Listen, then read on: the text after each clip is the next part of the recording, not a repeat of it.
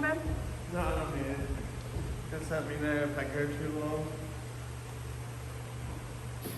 Hello? Test, test. Good morning, everyone. Good morning. My sermon today will be called Be Ready in Season and Out of Season.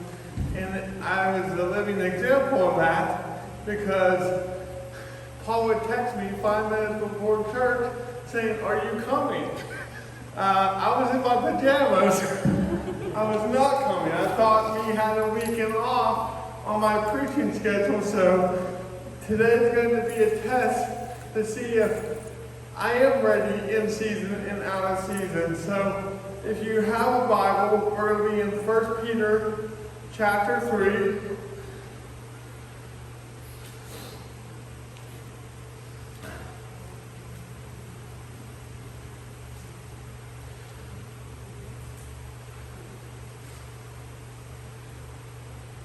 Yeah, we thought we had an open Sunday today, so we decided to stay home today. And I was being a video game nerd, and I was playing video games this morning.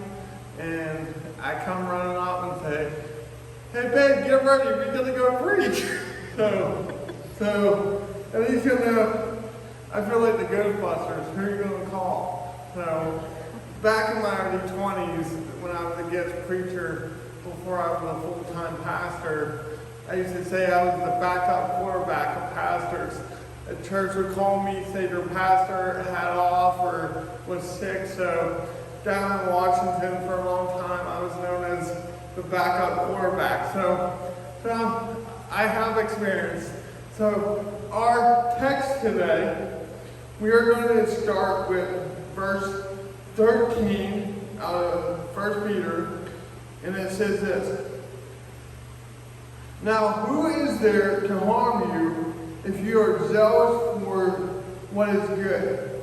But even if you should suffer for righteousness' sake, you will be blessed. Have no fear of them, nor be troubled." In verse 15, which is our key verse for today. "But in your hearts, honor Christ the Lord as holy, always being prepared to make a defense to anyone who asks you for a reason for the hope that is in you, yet do it with gentleness and respect." It is up to us to be ready to share the good news of Jesus Christ with whoever God puts in our path. I say this a lot. The gospel will offend people, but I pray that we are never offensive with the gospel. The last part of that verse says, "Yet do it with gentleness and respect."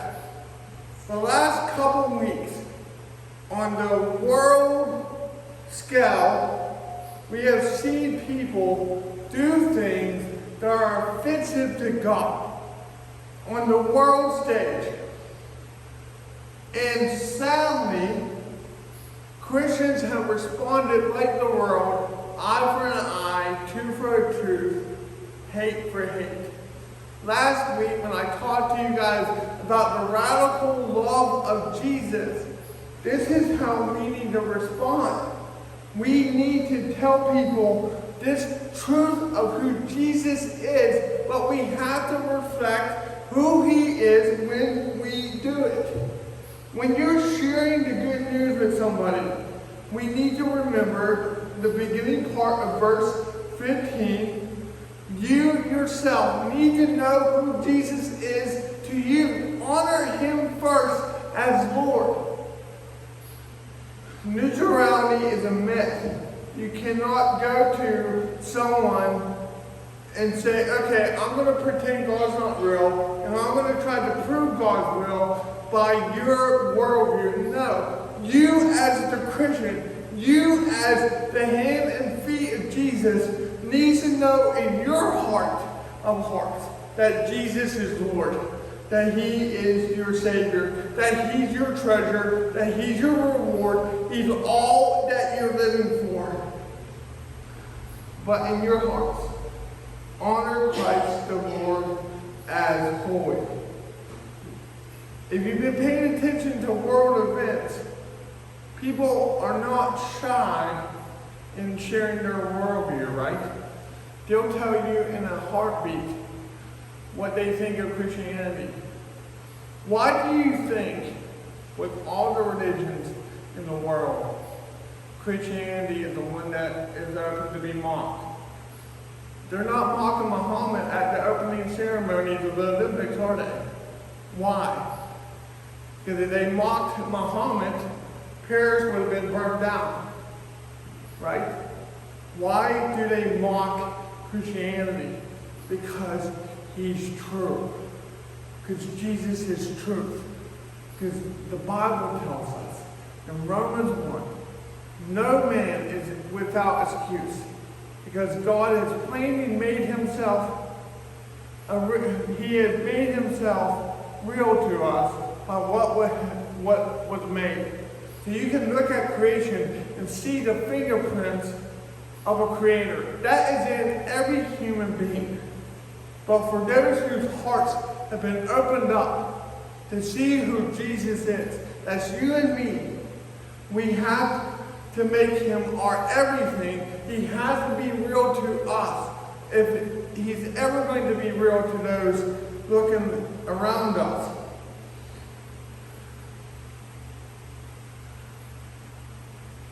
We live in a time, and I said this last week, we're so divided in our world.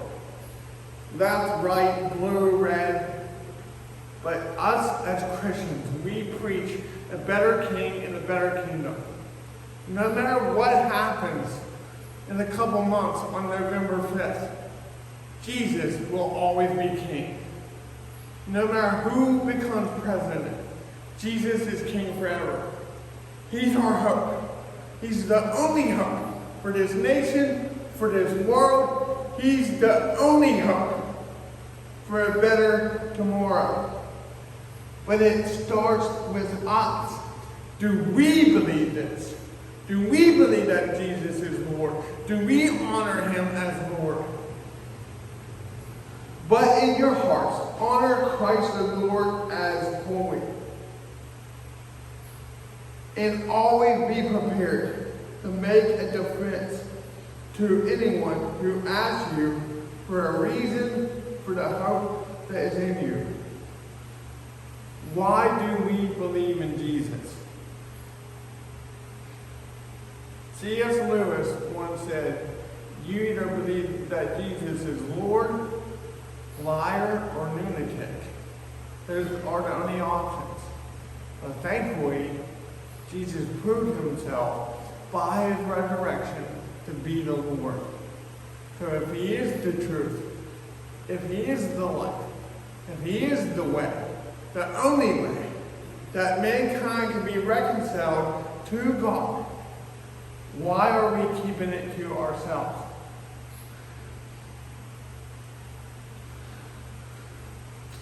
My heart breaks when Christians say stupid stuff online. This week there was a controversy at the Olympics about a possible boxer that had XY chromosomes fighting a female boxer. I don't want to get into all that nonsense. What I will say is, it broke my heart about the way Christians were talking about this person online. Calling this person an it, calling this person ugly. I don't know the science, I'm not a biology, I'm a theologian. But I do know what the Bible tells us as Christians. Repay no evil for evil. Don't become overpowered by evil, but overpower evil with good. And then right here, give the reason for the hope that we have, but do it with gentleness and respect. People can't see Jesus, but they can see us. We put skin and bones on Jesus He lives his life through our expression of it. I pray that when people interact with us as Christians, I told you this, guys, when I first preached. One of my first bosses I ever had, he was always mad at me because no matter what was going on during the work week, I had a smile on my face. He's like, Mike, why are you always happy? Well, he cussed at me. I can't. I got to keep it PG for the sermon. But I said, because of Jesus. Happiness depends on circumstances. Joy depends on Jesus. People can change circumstances on you. Happiness comes and goes, but as long as Jesus is King, my joy is forever. That's how we fight for joy. We focus on Jesus and not the circumstances. You remember verse 13 and 14 that I read before, when it tells us to give a reason for our hope.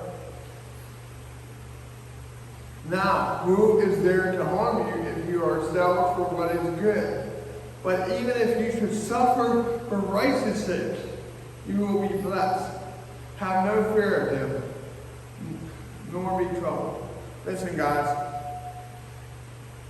We live in a post-Christian nation. We are no longer the home team. We're behind enemy lines. However, we're all missionaries of the King. And I am not giving up on this nation, and I'm not giving up on preaching the gospel to all people, because the gospel still works. Jesus is still King. So be prepared.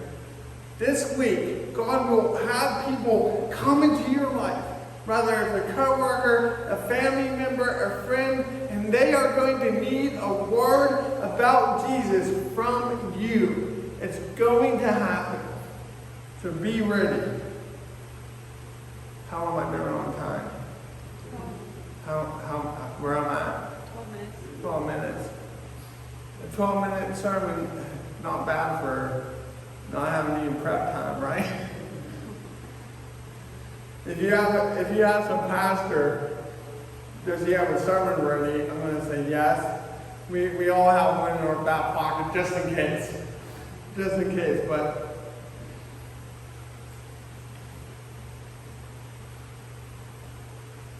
the world is going to be the world. They're going to say that we're wrong for believing in Jesus. They're going to say all kinds of stuff about Christianity. From the very beginning, religious leaders of the day accused Jesus of doing his miracles by the power of the devil. If they said crazy, evil things about Jesus, they're going to say crazy, evil things about us. However, we know the truth. And that's why we respond in love. No one is too far gone from the grace of God. I told you guys when I first met you.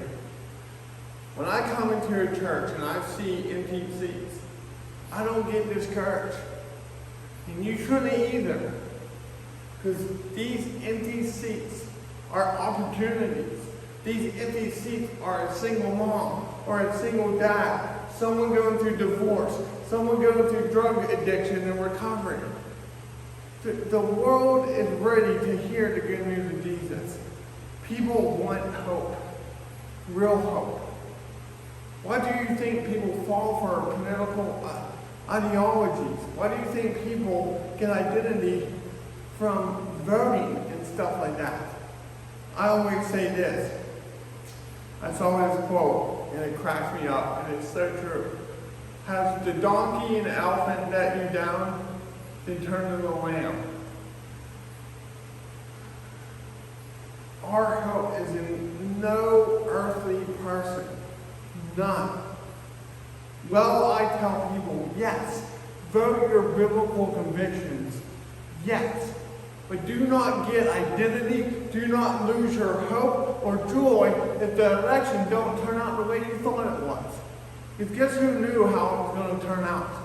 The King of Kings, the Lord of Lords, Jesus Christ. He's always in control. So that is the one I'm putting my hope in. Countries come and go. Kings come and go. Political leaders come and go. But the gospel remains the same. Jesus remains the same.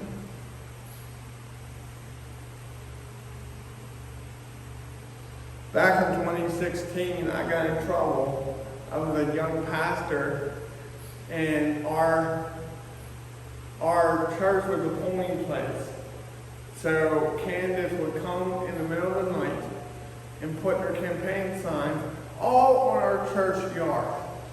And for me, I didn't want people to think as a church we were supporting any candidate. During the time, they all sucked. I'm just going to be honest. Local, state, all the candidates sucked. So I went out in the middle of the night as a young pastor, and I removed all the campaign ads from our church property. And I moved it across the street. And they were all in one circle. And people were like, what happened to our campaign signs? They never knew who did it. Hi, Internet.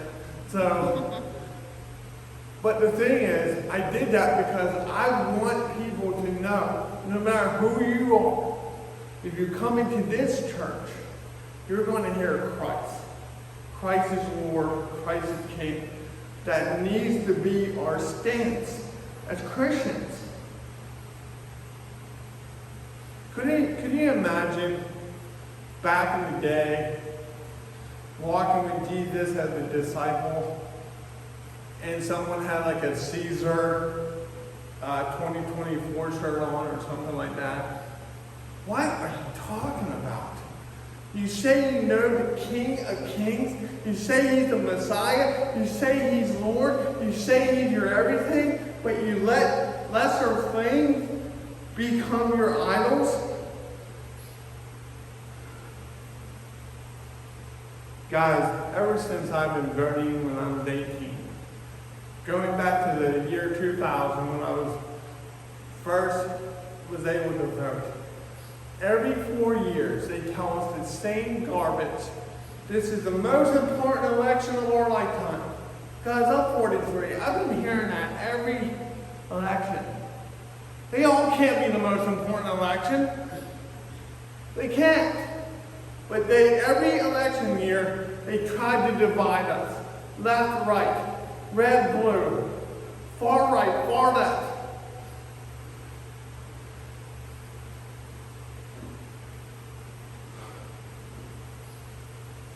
If Jesus came back tomorrow, would he see us proclaiming him or something else?